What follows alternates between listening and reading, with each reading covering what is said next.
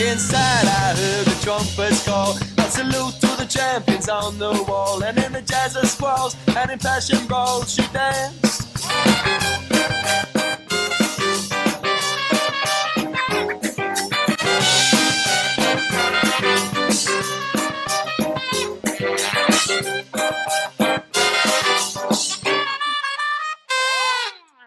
If you remember what happened last time, you guys had finished your Coduello, had beaten Lauren and her two twin bodyguards, that you had gone back to Gabriel Beaumont's place, woken up the next morning feeling marginally better. He had taken you to a community center it was an old church being renovated as a community center, where he had picked up a spearhead from the old reliquary under the church. Said a friend had given it to him. He brought it out to his Range Rover where you were sitting, had twisted it back onto basically a spear handle, a new spear handle that he had made. Had said he was going to drop you back by your place, started the car. He had just begun to move when you heard a tink. And you watched basically the right half of his head explode, gray matter everywhere. Yeah. At which point, in a very disconcerting turn, he turned towards you and said, "I'll get better. Don't worry." And you're kind of like, because that's a kill shot. He should be dead. He should not be alive in any shape, form, or fashion. You should be mopping him up. Which is, I don't remember exactly where you guys were. I think you were still back at your respective domiciles. This was the next day, in the morning. I don't know if we got to everybody yet. Right. Are you doing something? I don't remember you doing something. Not that morning, because we had kind of cut back to Miranda. Not that morning. Yeah, sure. Yeah. We had all gone and investigated the night before. Right, because Hera was missing, and you had a nose ring from her. That was what was in your box. And we went and talked to the foster family. Right. Well, no, the foster family. Oh, yeah, the foster family was there. Yeah, that's right. But she had been spending the night with a friend, right. And the friend's family and the friend and Hera were all missing. You had made contact with also Brian Johnson, kind of let him know what was up. He was going to check on Deacon Fontainebleau. And so we went. That's DJ. That's actually how we contacted him first. That's how we ended up at the foster home. Right. Because they were already there. And that was where we kind of were. Also, Gabriel Beaumont had said that he thought that probably someone was attacking the church. That's why they had come after you so hard. But because they've also kind of done little threats at everyone except you, that it seemed like that maybe it was also directed at all of y'all individually as well. Yeah, so we were trying to decide if it was the church or... Yeah. And that's where we are. So you're in the Range Rover on the left-hand side, because his is an actual English Range Rover where the steering wheel's on the wrong side. And he's in the right-hand driver's seat, kind of leaned back. There's blood in it everywhere over there. And he's turned towards you and just said, "I'll get better. So take the spear." Terrible. Okay.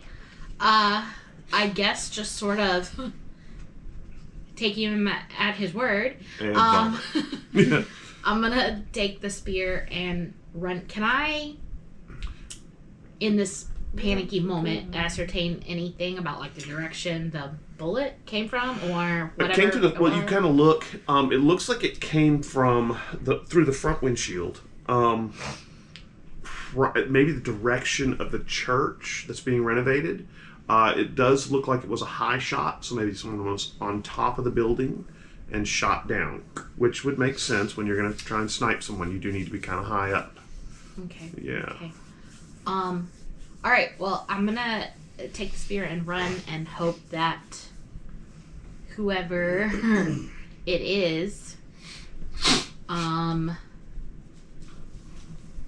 doesn't attack anybody on the grounds. Maybe they'll chase me. I don't know. I'll run. Now remember, you also have the sword that he gave you, the loner. So you probably got that through your belt too. So all right, you grab the spear. Have a little bit of trouble getting out of the Range Rover actually, because it is pretty long. It's short as far as spears go, but it's about this long. You get it out of there, start heading towards the church. As you get to the door, you see Brendan, the guy who was the foreman doing some of the renovations, come to the door, and he says, "I heard go inside. I heard a strange noise. What was that?" And so you go inside, and he says, "What's going on?" Someone sniped Gabriel from the roof. Oh my gosh, Gabriel's dead? Not exactly. Well, I need to call 911. Okay, do that. Meanwhile, I'm going to close doors, look and see if there's any access to upper levels of the cathedral or the church or whatever, see how someone could have gotten onto the roof. When you're looking around the church, of course, it's got the big, long central area where you would see pews, but of course the pews are all pushed up against the wall. There's an area where the altar would be, and there's a couple doors. There's a door, underneath the altar where the reliquary was. There's also a door behind where the altar would have been. Now, the altar's been all removed. It's just kind of a flat wall. There's a door there. I'll just ask what his name was. Deacon? No. What was his name? Who? Brendan. Brendan. He's a good Irishman. I'll just ask him, like, is there roof access? Where does that door lead? He says, well, it leads back into the apartments where the priest would have lived, and also where maybe they would get ready for mass.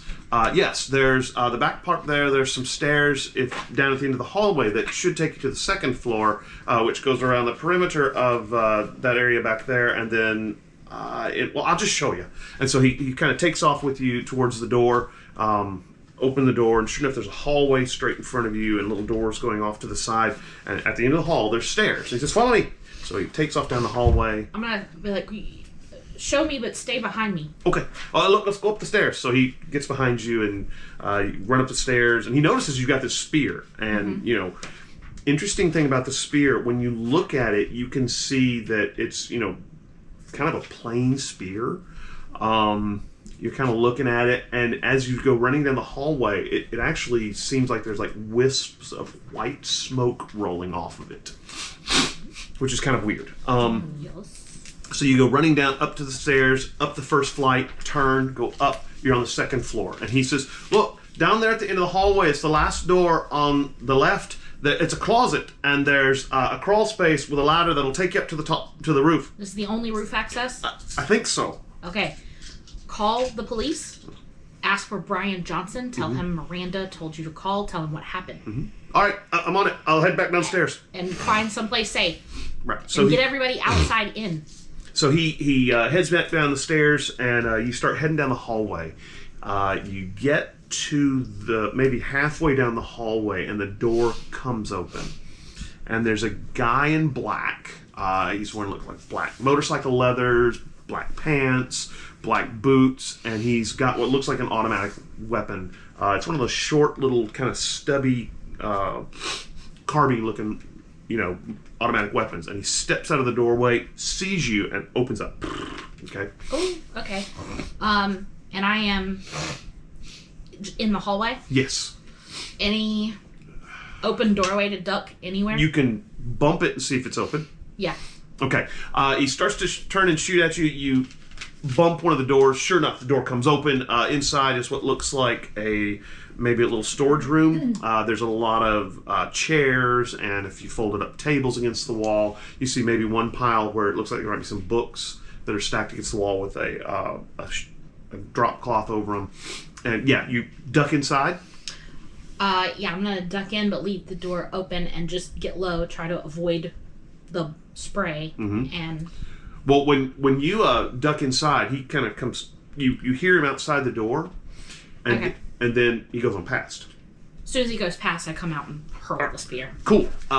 Give me a weapons check. All right. Give me a stealth check first. Let's see if he heard you. I don't have stealth. Ooh. 1. Okay. You step out the door. He hears the door go squeak, and he spins, brings his gun up. What's your alertness? +1. Okay. No, wait. +2. +2. All right. His is a 2 as well. I'm gonna let you go first. So you hurl the spear. Give me a weapons check. All right.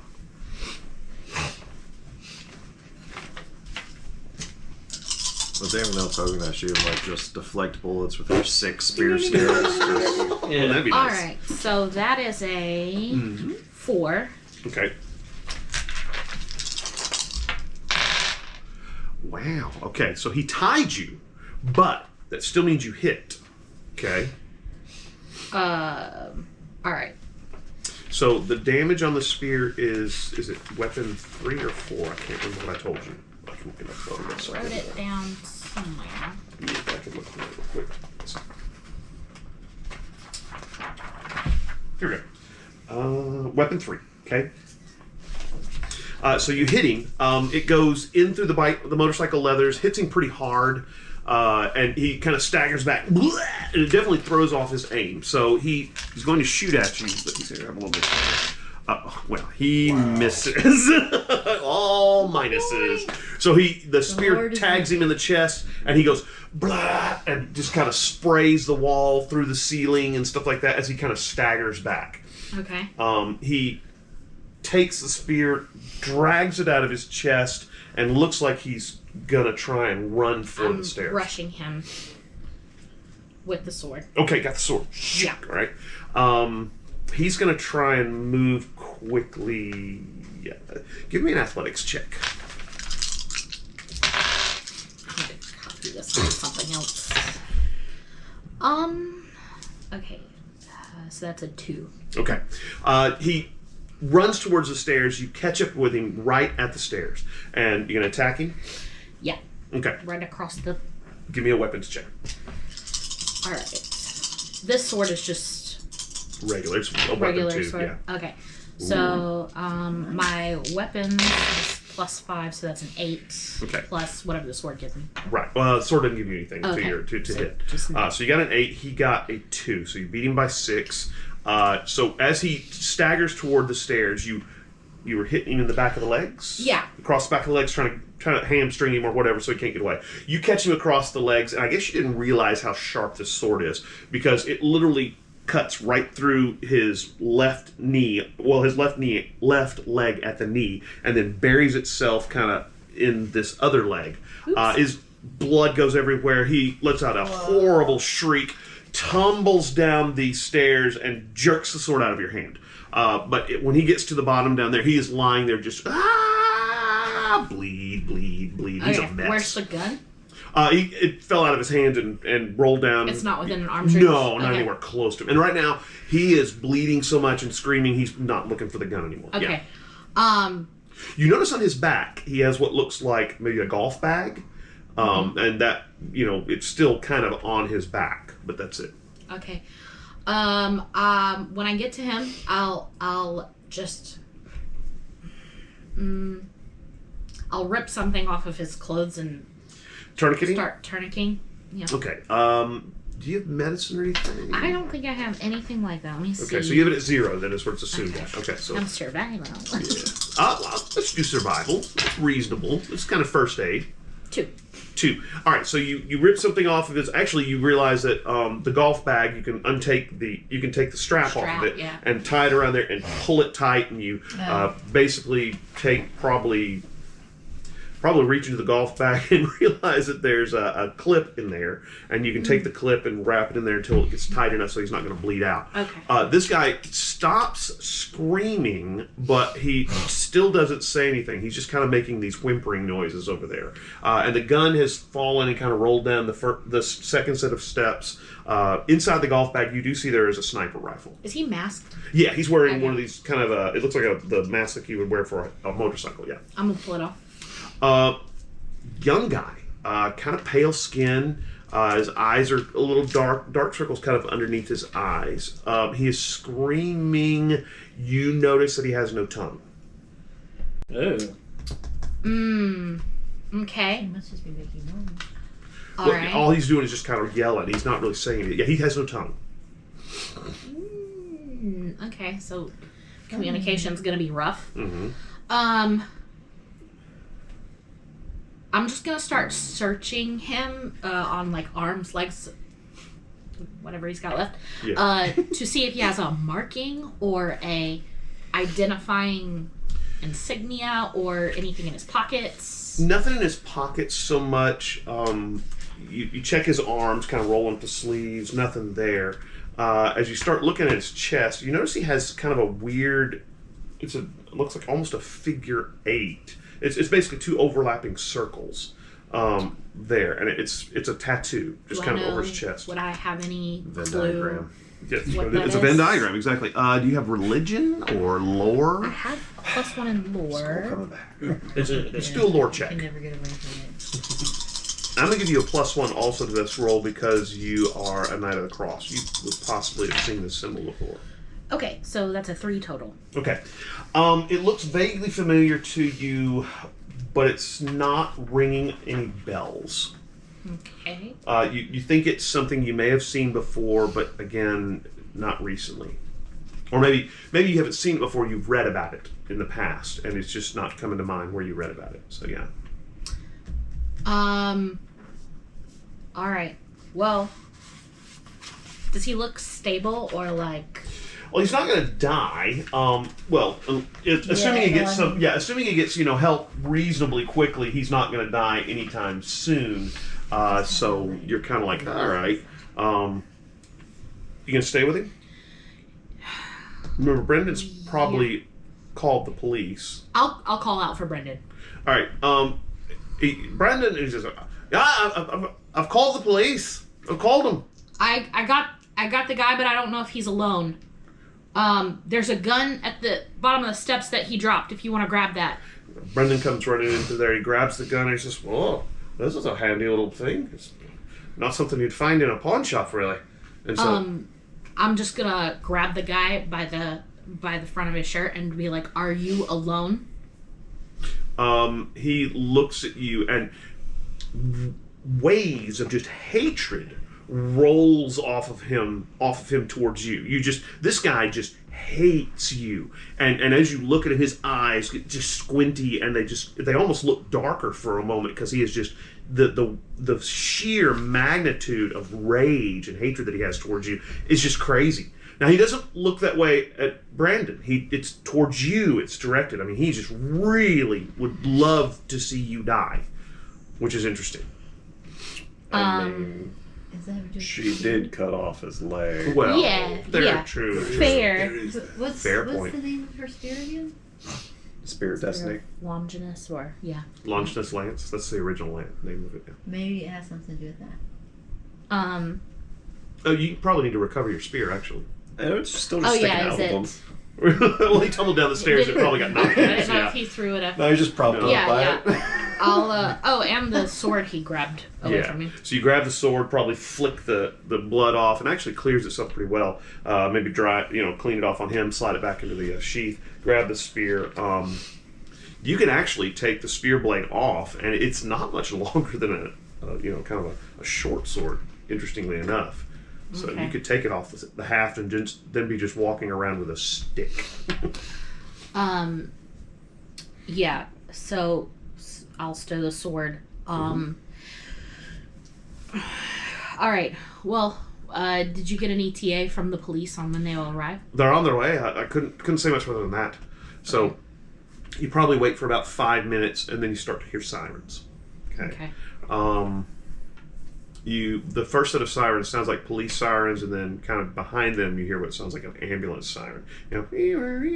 Yeah. And so couple more minutes goes by, and the guy kind of struggles some, and then eventually he seems to just kind of really get limp. You think he's probably starting to really feel the effects of the blood loss, and policeman comes in, a couple EMTs behind him with a stretcher, and they come rolling up the hill or down the hallway. They grab this guy. The policeman, you don't recognize this guy. He comes up to you and he says, is this the shooter? Yes. The one who shot Gabriel Beaumont? Yes. Did you say that Gabriel Beaumont's out in his car out front? He was. Well, we didn't see a Gabriel Beaumont out there. Did you see a car with a bullet hole and blood, or No Range Rover? No Range Rovers out there. Okay.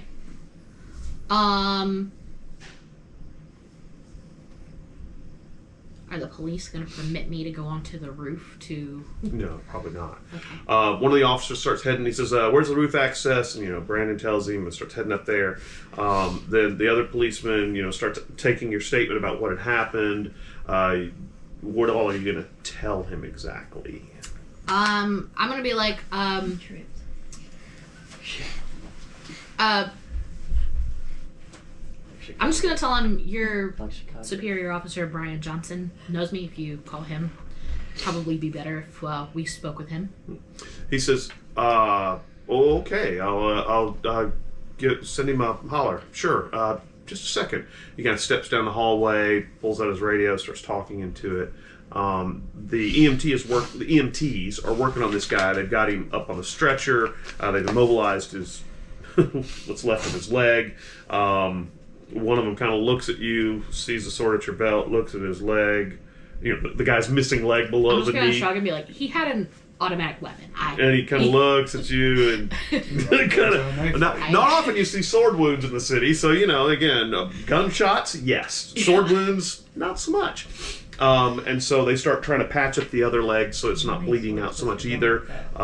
They do grab the missing leg below the kney and actually pack it in ice. At least it's a clean cut, so it might is be a reattachable. very clean cut. They begin rolling him towards a policeman starts going with them towards the ambulance. A couple more minutes goes by, and the officer comes up to you and says, Captain Johnson says, you're okay, but he does need you to give me a statement about what happened, as best you can, were his exact words. Got you. I was here visiting the community center with Gabriel Beaumont. We got in the car. He was shot through the head. It seemed. Maybe this guy had someone working with him, and I ran inside. I was kind of in a panic, so maybe he wasn't as badly injured as I thought. But I ran in here, and, this guy came down. Maybe he had someone with him. Maybe Gabriel was okay, and he wasn't hurt as badly as I thought, so maybe he fled. I don't know. But, Okay. Well, let's go out and see where the Range Rover is that you said was out there. So he walks you outside. You go to where the Range Rover should be, and it's not there. okay. Don't see any Gabriel Beaumont lying on the ground outside where it was. You do see what looks like the glass from the broken windshield, and he says, "Well, definitely the windshield was There was a vehicle. broken here. So Well, somebody hopefully- either moved the vehicle or maybe Gabriel moved the vehicle. Do you have his address and phone number so we can contact him?" You do. I do, but I don't know if I am trying to out him right. I believe Captain Johnson does. Okay, well, we'll get it from him and maybe go pay him a visit and make sure he's okay. All right. Well, look, don't go anywhere out of town. We may need some more updates on Sure, what absolutely. happened. I'll write it up, and okay. He looks a little puzzled, especially that there's no car sitting there now. So yeah. Yeah, I think Miranda's just in a panic. She just started telling them everything, and now she's like, I don't know how much they actually should know. Have you left the spear blade on the spear? No, after we were in the hall, I probably took it off and just disassembled it, took that away. So. Interestingly enough, you also notice that the spear haft can unscrew, so it's like two pieces that are like this long. Nice. Okay. So yeah. I still probably have it as a huge step. Yeah, let's I'll go. start. Yeah. You take it. The policeman looks at you and says, "Can I drop you somewhere? I guess your ride was Mr. Beaumont, and he seems to no longer be around." Yeah. Audubon Park. Oh, okay. Sure. It's not far from here anyway. So he, puts you in the back of the squad car and heads towards Audubon Park, and across the street from the university, and you get to the main entrance, and he goes, "Audubon Park. Okay. Look, I'll be in touch because we may need some more details from what exactly happened." And he looks really puzzled, and he comes around, opens the door. You get out with your big stick and step out towards the park. And again, this guy looks really puzzled, but Captain Brian Johnson told him you're okay, so off he goes. Then you were probably back at the place, probably went and changed clothes, maybe got a quick nap or something like that. Maybe, what else have you got to... Your lair's pretty well appointed at this point. Anything in particular you want to do? So I think I'm gonna start section it off where the top area. Mm-hmm. I can't remember if I said that I'd not made that personal quarters. I kept that personal quarters. No, your personal quarters are downstairs now. You had actually taken the bottom part and made a bedroom, and then put in a nice bathroom. Right. And there's actually a little. It's almost a room built off by itself in one of the corners. Yeah, with a nice bedroom. I guess I'm gonna go survey the other warehouses nearby. Okay. There's several of them. Most of them are quite run down and beat up. None of them seem to be being used by any particular import or export. So yeah, and they actually don't even seem to be used by any kind of nefarious means either. They seem pretty They're quiet. still abandoned? Yeah, pretty much. I guess I'll find whatever the closest one is and that looks the least run down. Mm-hmm. And I guess look for a phone number maybe on the wall or something to call to try and get in contact with whoever owns the property. Right. There's one that's actually kind of kitty corner across the street from you. Looks like it's in pretty good shape. It's kind of small.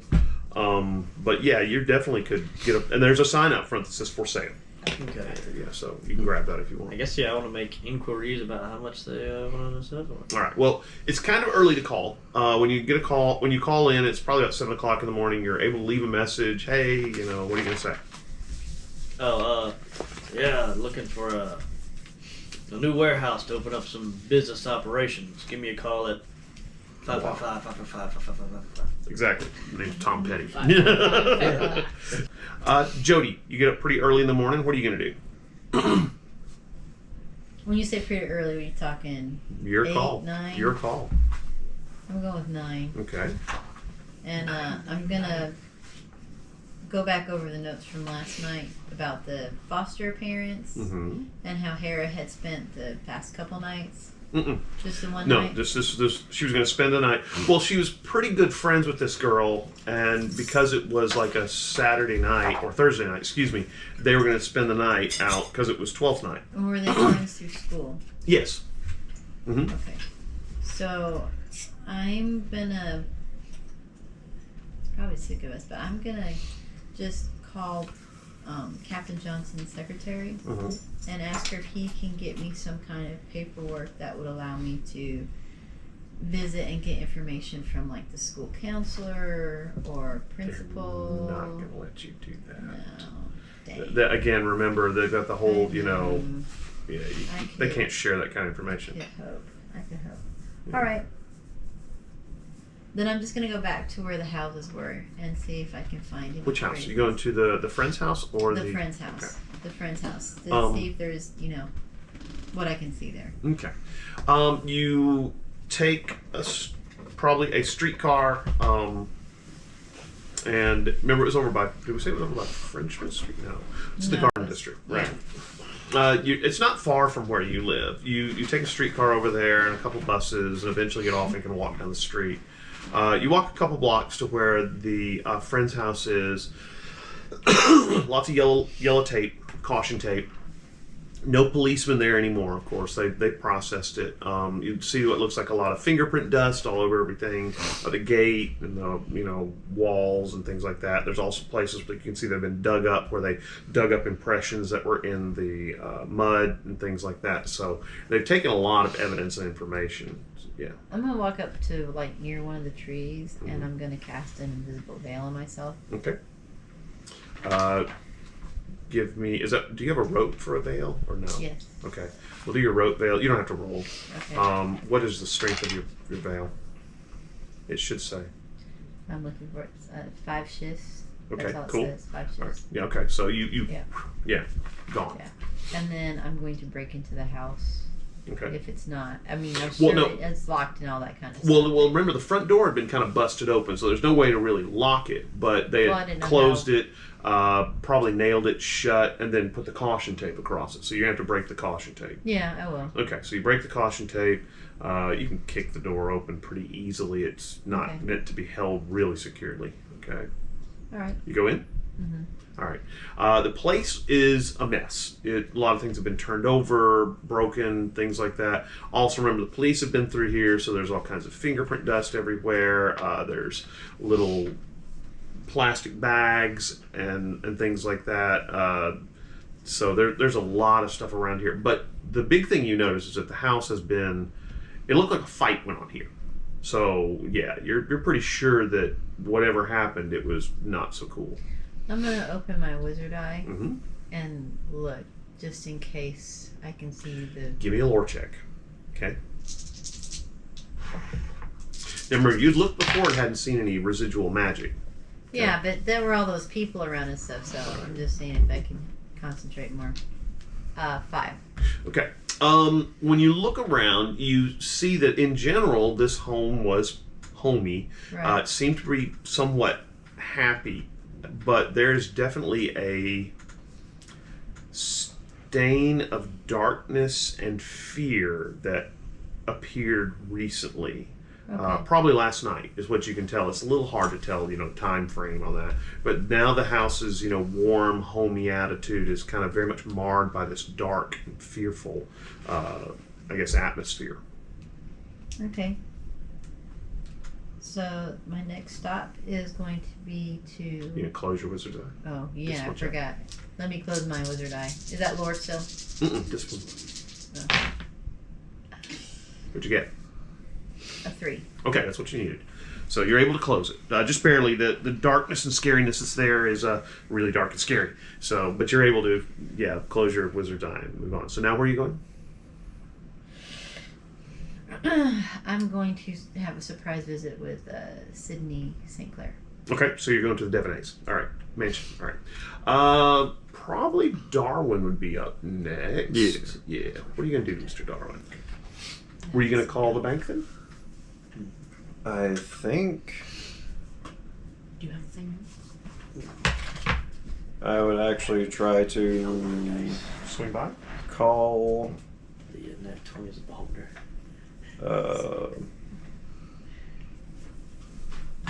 Miranda. Okay. Who are we gonna call? You call Miranda. This is about the time you're probably in the middle of being at the church and fighting this guy. So she does not pick up, but you do check your phone once you get to Audubon Park and notice that you have a missed call from Darwin. So you don't get through to her. So what's next? I think around that time, though, I would, if I didn't get in touch with her, I would probably actually just go to the bank. It's one of those things that you'd much rather want to handle in person than Correct. to. So, All right. You hop on your scooter and. Yep. Now remember, it was the First National Bank of. I'm trying to remember what it was. The First National Bank of. I think. mm-hmm. Canal Street National Bank. Excuse me. So you pull up to the, and remember it was a big blocky building, very well known, recommended by Deacon Fontainebleau. You pull up to the bank, pull up into one of the places where there's a parking meter, tie your scooter up there so nobody will steal it, and walk into the bank. Bank seems to be business as normal. What are you going to do when you get there?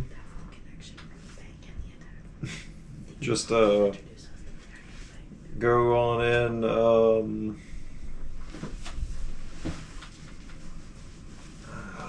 What's his name? Thomas Thibodeau? I believe so. This is the bank manager, Thomas Thibodeau. Yeah. Look down. Yes. Okay. Canal Bank. And I'll. How busy is the place right now? Not terribly. It's probably a Friday morning, or no, yeah, probably a Friday morning because I believe 12th night was on Thursday. It's a Friday morning. It's a little early. Probably there's a few people in there, but not a whole lot. In that case, I'll just go to one of the clerks whenever they're available and ask for Mr. Thomas. He says, you need to see Mr. Thibodeau. Let me see if he's busy. And so he gets up and heads back there, and a couple minutes he comes back out and he says, Mr. Thibodeau wanted to know who is asking to meet with him. Darwin. We recently opened an account with an LLC through this bank. I had a couple of questions pertaining to that. Oh, so it's a business account. Gotcha. Yes. Well, would you like any coffee while you wait or anything like that? I love that. Okay. He says, sure, I'll get you some real quick. So he heads back out. He's gone for a few minutes. A young man comes in with a cup of coffee, and it's got, a couple packs of sugar and some creamer on there. He sets it down on the desk, and a few more minutes goes by, and he comes back. That you first talked use about. all of that. Yes, Right, right. All the things. nonsense, right, goes into your black coffee. It's just nonsense. Anyway, so he comes back and he says, Mr. Thibodeau says he'll see you. He's got a few minutes. Yeah, follow me. Mm-hmm. So you pick up your coffee, head there, go into Mr. Thibodeau's office. Really nice office. One side is a glassed window that looks out on Canal Street. You notice that the bank was kind of built up about 10 feet above the ground level. Mm-hmm. Probably didn't have any flooding during Katrina because the Canal Street is one of the higher areas too. But he's sitting there in the office, blue carpet, this deep, rich blue, bookshelves all around the office, huge wooden desk. And as you come in, he steps up, he stands up, steps around the desk, extends his hand, and says, "Darwin, what can I do for you today?" Yeah. No, not too much. Did I happen to catch you at a bad time? No, absolutely not. Of course. What can I do for you? Oh, see, I just had a couple questions, pertaining to the account that we had recently opened. Right, sure. Things are going well with it. I think I've been able to move things in an appropriate manner, which will keep us below the radar of interested parties. I hear you. Speaking of interested parties, I had a very interesting encounter at a party just last night. Okay. So I happened to be at this party, and there was a random exchange of gifts, here, there, this kind of stuff. And the gift that I got from some anonymous person, and I'll reach out and pull out these, is like, are apparently receipts and transaction reports from our account. He says, "What? Can I see those?" Absolutely. He takes them and he looks at them and he says, "Okay, well, these are screen printouts. They're not official accounts or documents from the bank." He says, "That's weird. Let me take a look at this." And he goes around, he sits behind the desk, and he's got his computer up, and he's looking at it and typing a little bit. And well, that's strange. In the upper corner of I can see which workstation this is from, but it's not a workstation from our bank. That's really strange, because they're all numbered, and there's only about 12 workstations at the bank that can access financial records and stuff like that. I mean, our tellers don't really need that kind of access.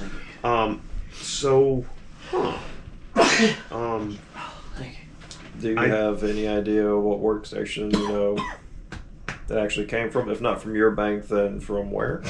Well, I normally what we do, any kind of these financial transactions and things like that, we air gap them so that we're not tied into the internet. And so what we do is we run two different servers, one where we keep our financial information on kind of more sensitive matters, and it is not hooked up to the internet. And then we have, kind of the general accounts that people might want to access through the internet so they could check their balance and things like that. And it's very rudimentary stuff, simple transactions, but your LLC, of course, is not on the internet account, server, because we're kind of not wanting that information out there. So that means the only way that someone could have gotten into this information is by actually coming into the bank, either being an employee or this is really strange.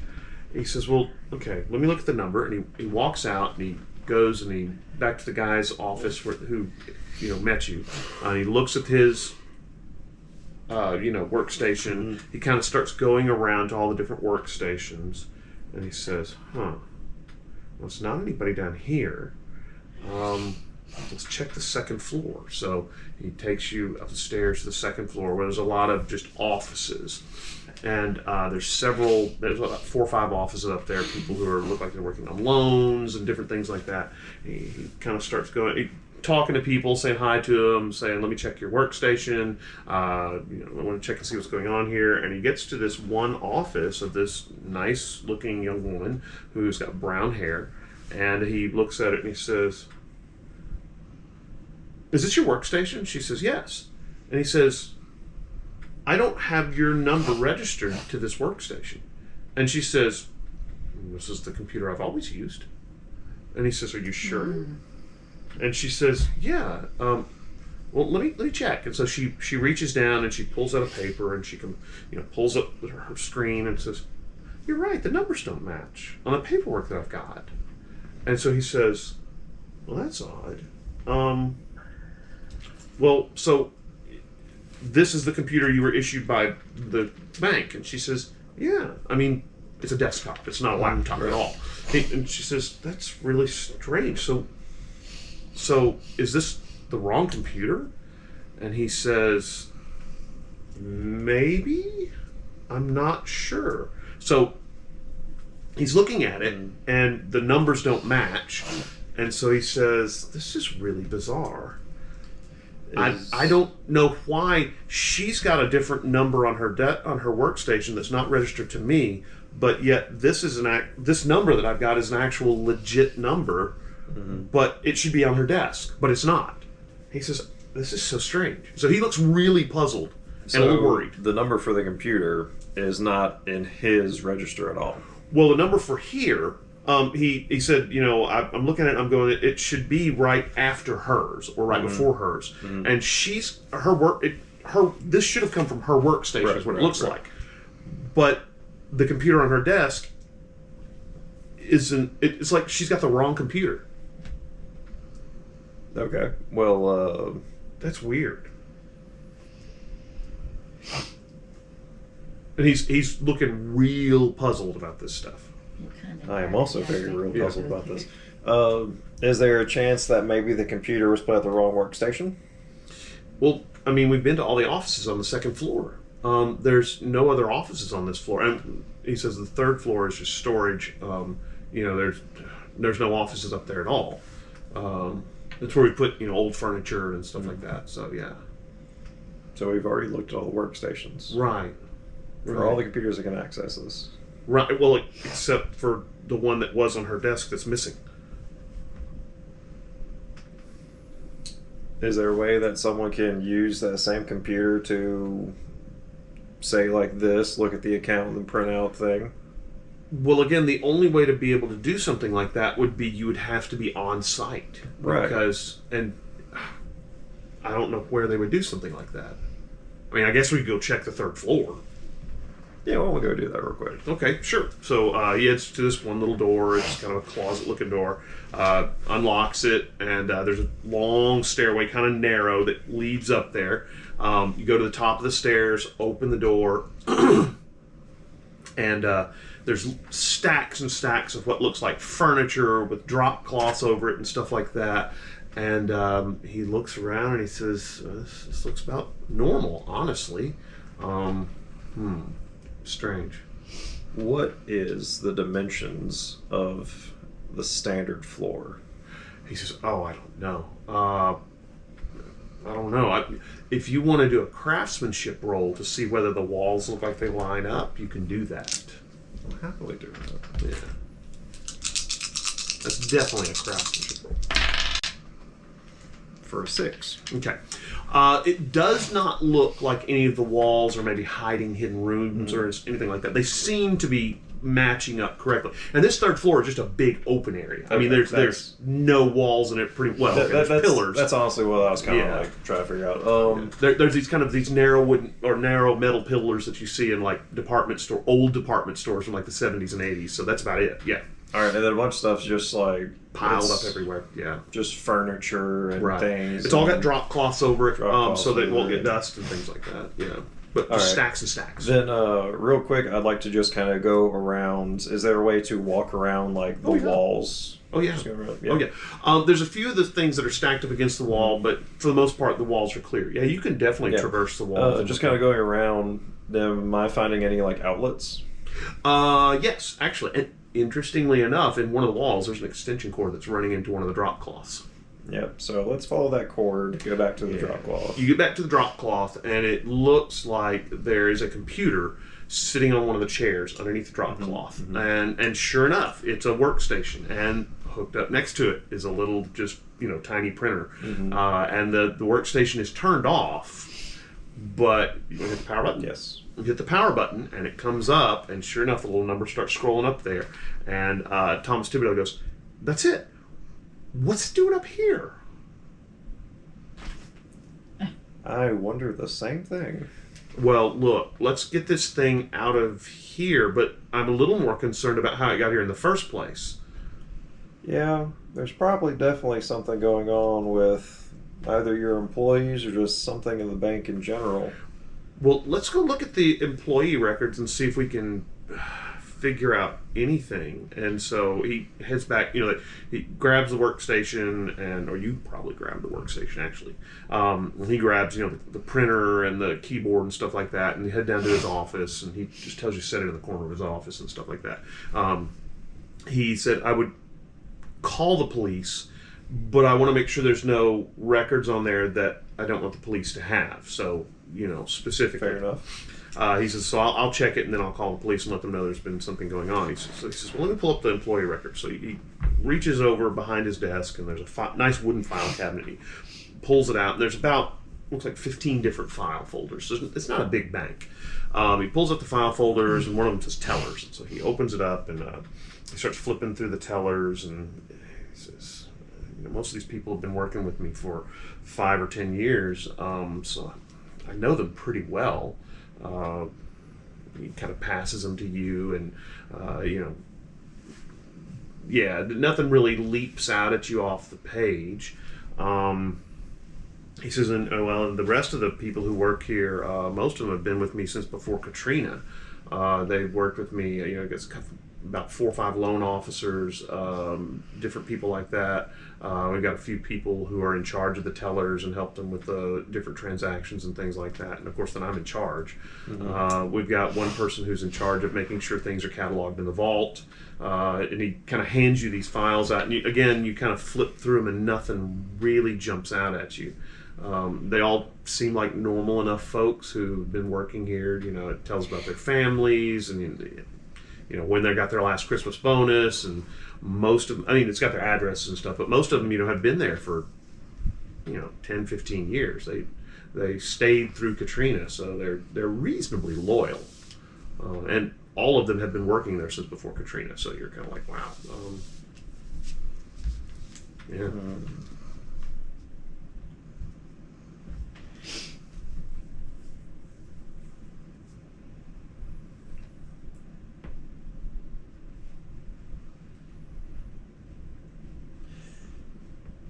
So nowhere in the file does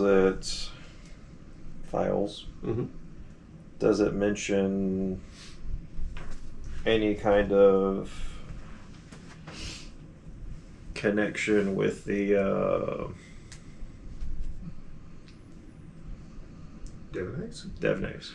Well, they're a secret society anyway, so you wouldn't put that really on a job or a resume or something like that, so yeah. If you did, that would definitely, people go, "Devanese, what's that?" Yeah. Yeah. So yeah, you don't see any mention to the Devanese or anything like that, right?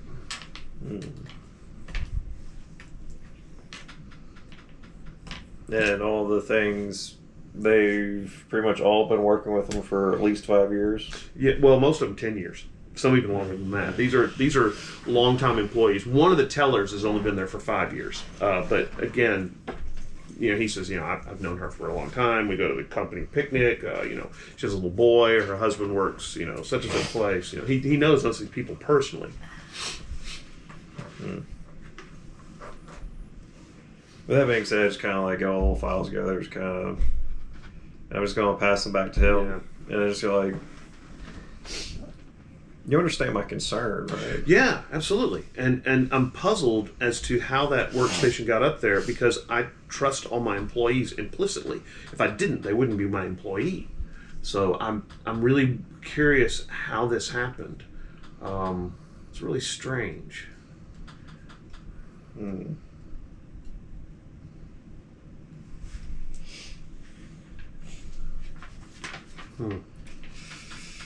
right, so let's cut back to you. You've noticed that on your phone, now that you're in front of Audubon Park, that Darwin has called you. Okay. Now that everything's kind of calm, real quick, I want to look around. Is there anybody here, like, milling around? Yeah, lots of people. Okay. There's lots of people. I'm gonna just try to find a place to sort of private off, the path or whatever. Remember Like, Mrs. Brown's brownstone. It's just down there. where I was coming originally, but first I want to call Darwin. Okay. Yeah, there's a bench that's probably kind of off the beaten path. Yeah, you can call him. All right, I'll call him back. All right. You're in the middle of this meeting with Thomas Thibodeau, and your phone starts ringing. So look at it real quick. Yeah, it's Miranda. Please excuse me, Thomas. I would take this. If you find anything else about this, I would love to know. I will definitely let you know. I'm going to find out how this information got out. Trust me, I will figure it out. So he says, yeah, I will definitely be looking at it. But I need to leave. Yeah. It's okay. Well, I'll figure out how this information got leaked, and I will let you know how it was done, and we'll make sure it doesn't happen again. That's for sure. All right. Then I leave the room, and by the time I answer the phone, as I'm trying to leave, I was like, "Hello." Yep, it's Darwin. Hey, I'm sorry, I missed a call from you. Oh no, it's fine, it's fine. I just want to make sure you're doing all right. Well, no. Where are you right now? I'm leaving the Canal Bank. Okay, please be very careful. I think someone just attempted to kill me. Someone attempted to kill me. And almost, or Gabriel Beaumont, or both of us, I'm not sure. There was a shooter, and so please be careful. I'm going to the Brownstone. I'm going to go see Bung. If you want to meet me there. Yeah, I'll meet you there. Okay. I'm gonna contact everyone else, but after what happened last night and this now, I'm not exactly sure what's going on, but I have more information that I'll tell everybody when we're all together. But just be careful traversing across town. Are you okay to get there yourself? I'm basically already here. I'm at the Audubon okay. Park, but yeah, it's a lot going on. It seems like it. But yeah, I'm gonna send a call out to everybody and see where everyone's at, and Okay, yeah, I'll head there. I'll be there shortly. Okay. So you hop on your scooter. You're at the library, and you've finished leafing through the important bits on Business for Dummies. It's pretty enlightening. You definitely think you have some ideas about, if you're trying to set up a business, what you're going to need to do. It talks a little bit about, incorporation and, employees and kind of ratios between what your salary should be compared to sales and so stuff. It's a little sleepy stuff, but it's not bad. It does give you some good information. Now I'm going to sit upright and go, shit, really loudly in the library and look around like, my bad. Then I'm going to... Nobody says a word to you. You're a big guy. Crap, that guy just said shit. We're okay. Well, someone smaller. I'm going to run the book up to the counter, flip open my phone, and call the bank. Okay. All right. All right. You call the bank, and some nice little receptionist answers and says, "Hello, First Canal Street National Bank." Yeah, I need to ask some information about my account. Can I get your name, please? Volt Kruger. Volt Kruger, Mr. Kruger. Okay, just a second. Oh, Mr. Kruger, I'm going to put you through to Mr. Thibodeau. He said he wanted to speak to anyone who called about this particular account. So I'll put you through. Quiet. You go, dun, dun, dun, dun, dun, dun, dun, dun, dun. You're on hold. Dun, dun. And then, hello, this is Mr. Thibodeau. Is this Volt Kruger? Yeah, weird stuff. Yeah, well, I just spoke to your associate, Mr. Darwin. Good. We had realized that there had been a breach of the security of the bank, and some of your information had been allowed to be compromised. We figured out how it was being done. Someone had basically moved one of the workstations upstairs to a vacant area in the third floor. We got the workstation. We're going to look at it, make sure there aren't any clues about who did this. And once I've made sure that all your personal data is not going to be compromised, I'm going to contact the police, and we're going to find out how this happened. Yeah, let me know when you find out who it was. Okay. I would love to know the details of the investigation. He says, I'll tell you as much as I can, that's for sure. I'll be sure to be in touch with you, though, when we find out exactly who it was, for sure. Great. But it will not continue, I can promise you that. We've plugged this leak. All right. Well, yeah, definitely have quality service. I appreciate it. Yes, absolutely, sure. So it's about noon. What are you going to do? And then I'm going to call up blah blah blah blah blah. You know, Jean Marie Robert. Oh, right. Her sister. Della's sister, yes. Okay. Another receptionist, this time young man's voice. Hello, this is Robert LLC. Is there anything who can put you through to? Yeah, this is a Volt. I'm a friend of your boss. Let me know when she's free. Well, let me see if she's available. Just a second. Stuff we could just talk over the phone. Put you on hold. And dun dun dun dun dun. Wow, it's everywhere. Dun, dun, dun. Everybody gets the same hold number. Very popular. Must be royalty free. That's right, probably. So anyway, a few minutes goes by, and phone comes back up. And, hello, Mr. Kruger. Miss Robert is busy at the moment, but she says that if you're available, she would love to meet you for dinner. Oh crap. Alright, yeah, sure. She says she'll meet at Tipitina's if you'd be willing. Alright. Which is a swanky place and has been there for like 110 years. So that's a nice restaurant. Yeah. Is there anything I should know about Tipitina's? I'm not local. Don't wear shorts. You know, tank tops are not allowed. Other than that, you know, food's really good. And Miss Robert says it's on her. So. Okay. So capris. Wife beater. Yeah. 3/4 length baseball tee. Right. All right. What time should I be there? She says 5:30. All right. We'll have an early dinner. I'll see you there. All right. And line goes dead. Okay. All right. Then I guess I'm gonna go. I use the same threads I used at the party. Oh, okay. Gotcha. Wasn't that too fancy? No, it's fine. You can dress like that. What did you wear to the party? I don't remember. It was black gold suit with like black trim, or black suit with gold trim. That would probably be a little overdressed Yeah, for that might be yeah. I mean, you can wear like a white shirt, your leather jacket, and jeans. I'll get like a black pinstripe vest with a black long sleeve. Oh, for sure. Button up with a red bow tie. No, you gotta have some gold. White bow tie, gold bow tie. Right. You probably have that in your closet, so yeah. I mean, I'll get some diamond like studs, like you know, or whatever, just in the You ear. got diamonds, that's for sure. Yeah, then get some big thick shades that kind of go all over, or not go over but cover. Very like, you know, they cover your eyes very much like how oh man, what's his name in Mitch Hedberg. Dream?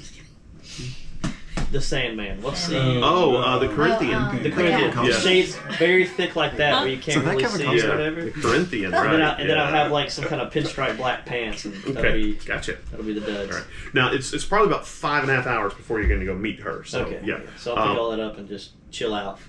Okay. For Cool. the rest of the day, I guess. Around 1 o'clock, you roll over.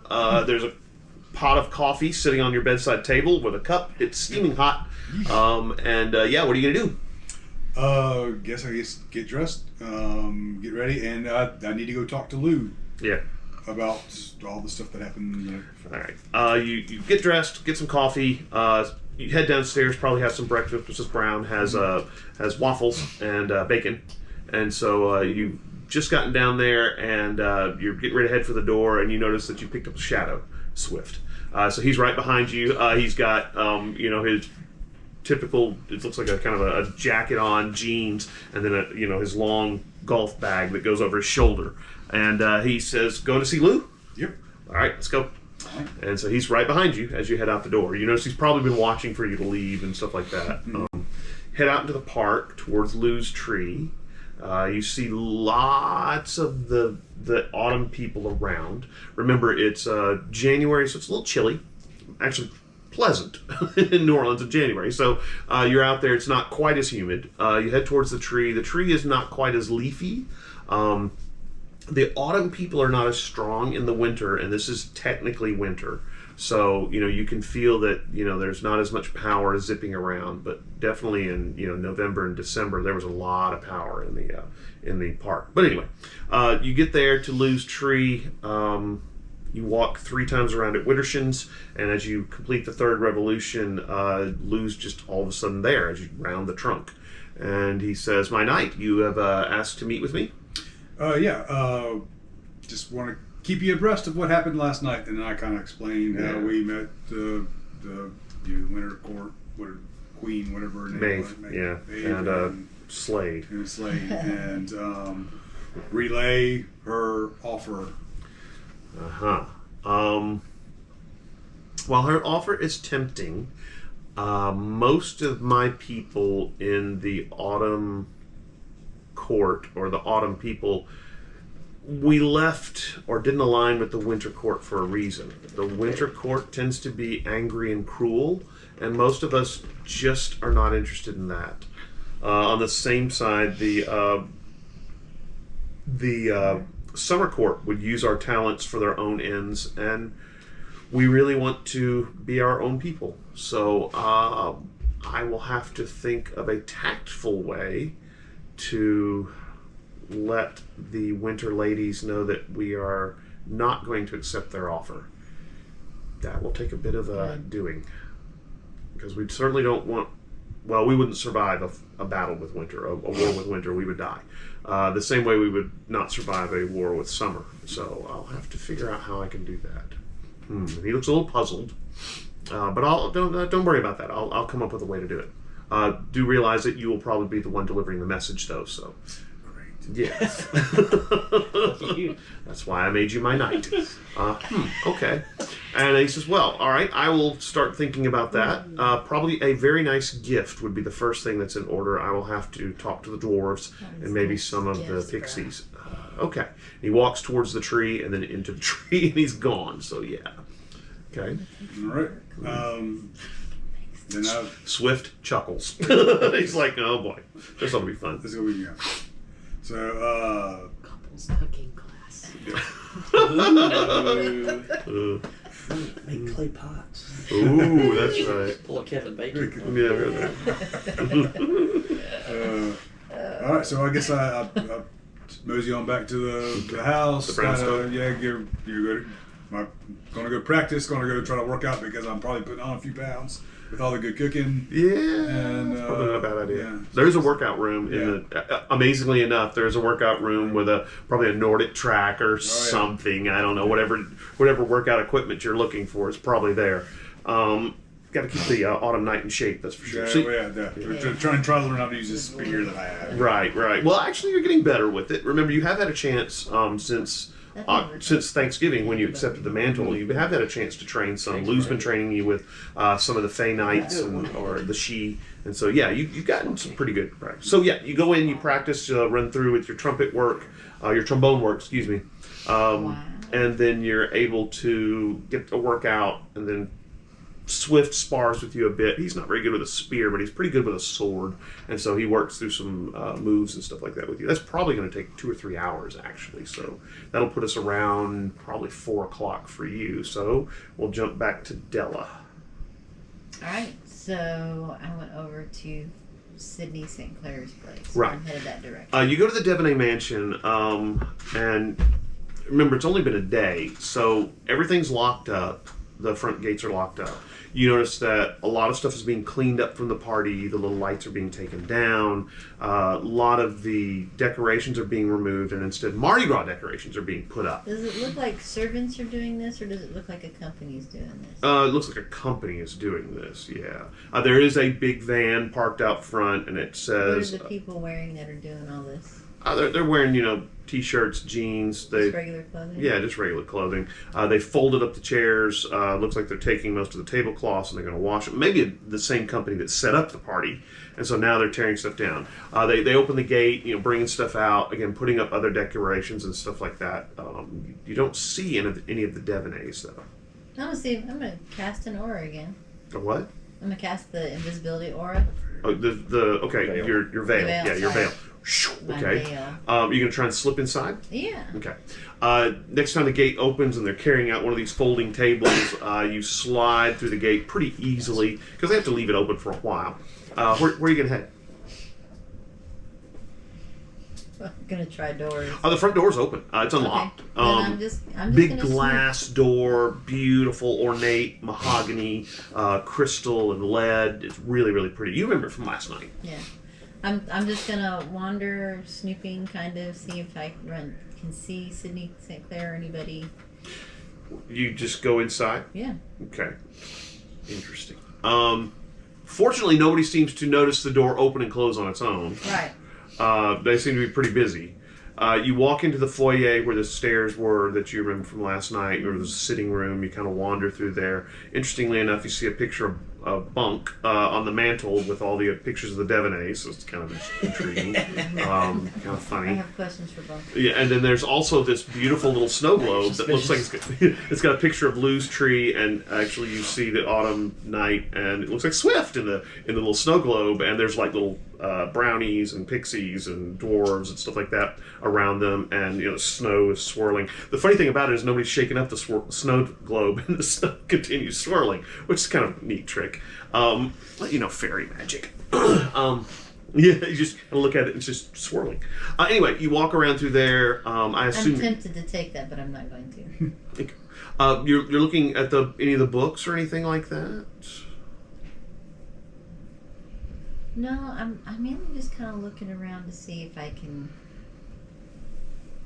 find any, I guess, evidence of, the stuff that went on last night, these specific gifts or whatnot. If there's, if I can get to any kind of other rooms in the house that I couldn't get into before. No, there's the kind of the sitting room. There's a library. There's a kitchen back there. I mean, The don't kitchen. they have any private rooms, like their bedrooms and such? Well, they would probably be upstairs. Okay. And remember, this is the Devonet mansion. They may not necessarily live here. This is where they meet.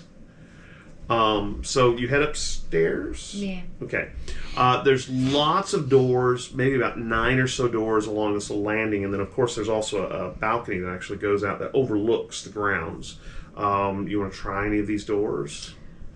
Do I see any cameras? Not particularly. Okay. This is a mansion of wizards. Cameras aren't going to be much I know, good.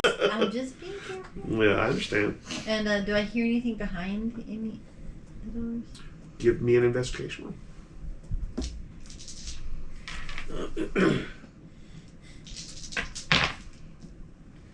I see you, Trevor. 3. No, you don't hear anything behind the doors, but all of them upstairs seem to be locked. Now, that may be just because they don't want the public going up there. I mean, they may not have completely unlocked the doors from, the party last night. Or it may be those are personal quarters. You don't know. You're not really sure. So a future thaumaturgy project is maybe enchanting like a auditory enhancing cup.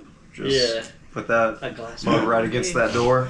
Well, she can do a listening system thaumaturgy thing. Yes, She just I needs a can, but piece. I was actually sitting here going, I need to make some thieves' tools or to get into the locks. Well, So you're gonna I'm need be you're doing gonna a need the ability to thaumaturgical actually thing. use it. So but you could do it with a spell probably. Those Now- you not just open. So you just need like a knock. Spell. Yeah. Lock Well, spell. You could probably do that. You just have to overcome the lock. Make me Okay. so mad. Are you trying to break it or are you trying to pick it?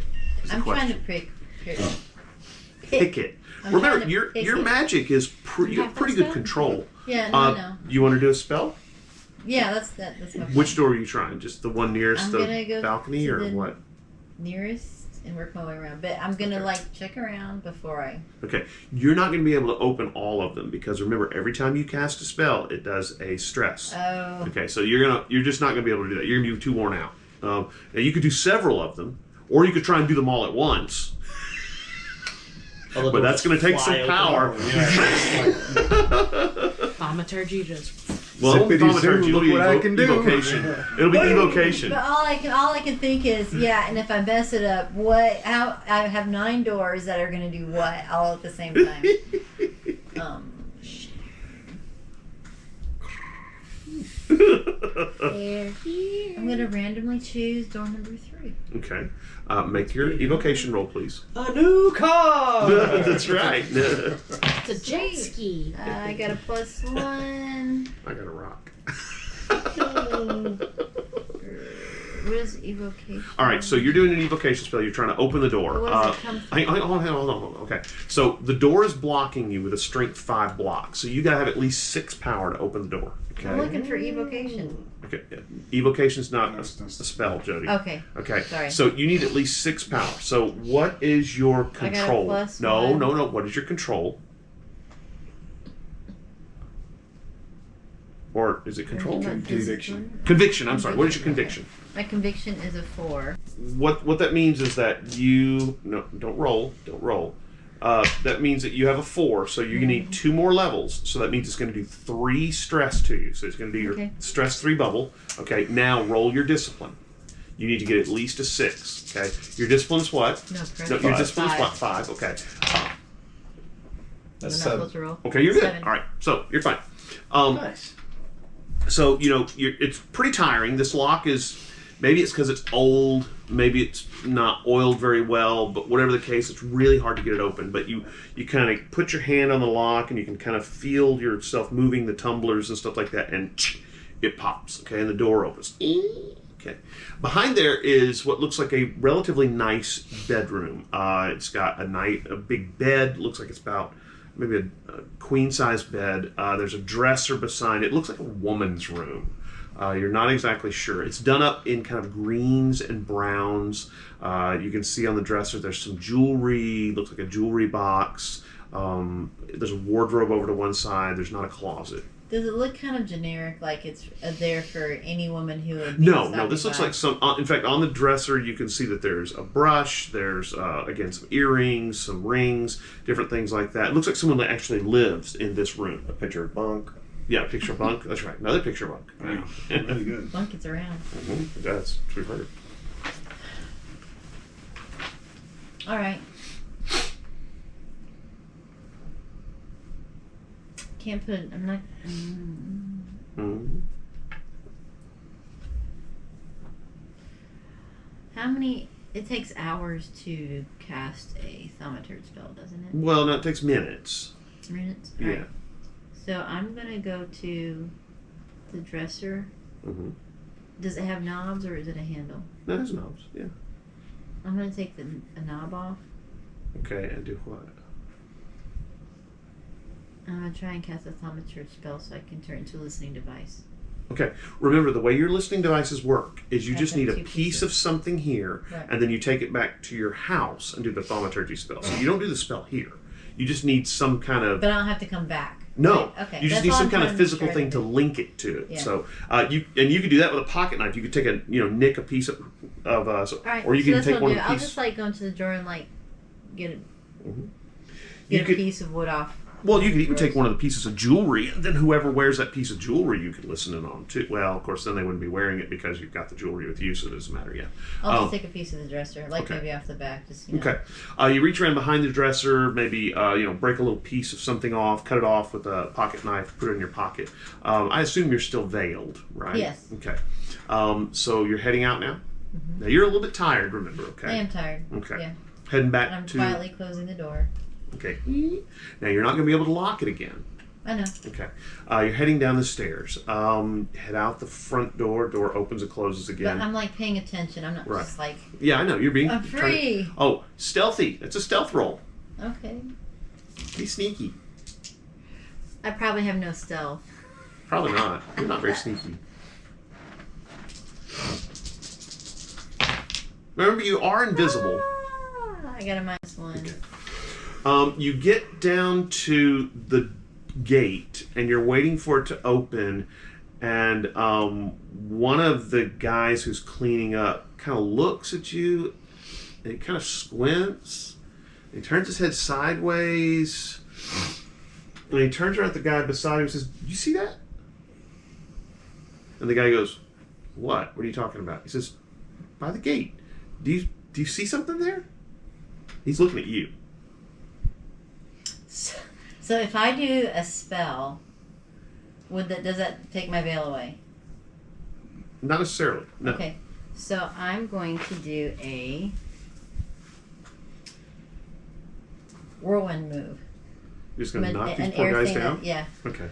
And it's a rogue spell, right? I like it. Yeah. All right. So you're there. Yeah, and the one guy's wham! nuts All right. anyway, right? You do the whirlwind, and these guys get blown apart, right? Okay. Several of the other, the tablecloths go flying off around the room. The little folding tables get blown over. One of the planners gets knocked over. A couple of the other people like that. What are you going to do now that you've done this? I'm looking for. You can go over the wall. Yeah. Okay. Well, not over the wall. Is there a door open or is anything else? It's not open. Well, you can go out the But gate it if can you make want. it look like it flew open when I'm doing all the. Well, you can whirlwind open the thing. gate, yeah. Yeah, so Okay, I'm so gonna you go. open the gate, head out, and you're out on the street now. The guys go, "Wow, that was weird," and so that's crazy. We don't get whirlwinds like that. The guy inside that you think may have kind of seen you is looking at the gate like he's trying to figure out what it was that he saw. You're thinking that maybe your veil wasn't quite good enough to fool him, and he's like, "I don't know what it is. Oh, let's get this mess cleaned up. The Devanese are going to get upset because we broke that planter, blah, blah, blah." And so, they're just kind of cleaning stuff up. And, Now you got them in trouble? I don't care. Devanese. They're working for Out, evil use people. violence. No, I'm just kidding. They don't know that. Well, maybe they do. now, where are you headed, Joe? Or I'm Del? hungry because it's morning. Yeah, and that's I just true. did this spell and Mhm. stuff, so Yeah. I'm gonna stop somewhere and. All right. Get And are you some headed food. back to your house to set up the thaumaturgy spell? Yeah, I'm just trying to think of where I would stop to eat. There's lots of places on the way. It's New Orleans. It doesn't matter. It's all good. I'll just stop at a Mickey D's. It What? does matter.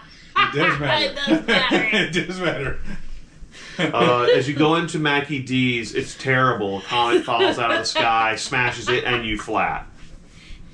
Okay, so you're gonna need I'm kidding.